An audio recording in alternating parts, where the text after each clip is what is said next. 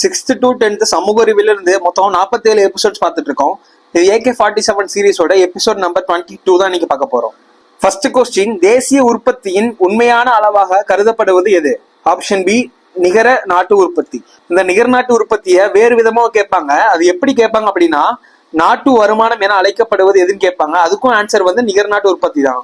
இந்த தனிநபர் வருமானத்தை எப்படி கேட்பாங்க அப்படின்னா, நாட்டின் மேம்பாட்டை அளவிடும் சிறந்த குறியீடு எதுன்னு கேட்பாங்க. அதுக்கும் ஆன்சர் வந்து தனிநபர் வருமானம் தான். நெக்ஸ்ட் கொஸ்டின், வெளி குடியேற்ற பதிவில் முன்னிலை வகிக்கும் மாவட்டம் எது? இதுக்கான answer option A, Chennai. Next question, GATT ஆனது எந்த ஆண்டு உலக வர்த்தக அமைப்பு என பெயர் மாற்றப்பட்டது? இதுக்கான ஆன்சர் வந்து ஜனவரி 1, 1995.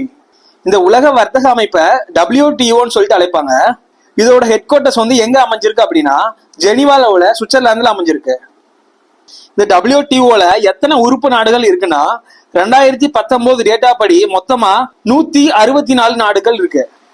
நெக்ஸ்ட் கொஸ்டின், ஐநாடு திட்டத்தில் எந்த திட்டத்தின் கருப்பொருள் மீதான விவாதத்தை பாராளுமன்றத்தில் நேரு துவக்கி வைத்து பேசினார்?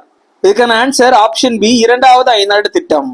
நெக்ஸ்ட் கொஸ்டின், கீழ்கண்டவற்றுள் நேர்முக வரி எது? இதுக்கான ஆன்சர் ஆப்ஷன் ஏ, நிறுவன வரி. இந்த பேலன்ஸ் இருக்கிற இது மூணுமே மறைமுக வரியில வரக்கூடியது. இப்போ உங்களுக்கான கொஸ்டின் என்னன்னா, அதிக அளவில் பணியாளர்களை கொண்ட பொதுத்துறை நிறுவனம் எதுன்னு சொல்லிட்டு மறக்காம கமெண்ட் செக்ஷன்ல கமெண்ட் பண்ணுங்க. தேங்க்யூ.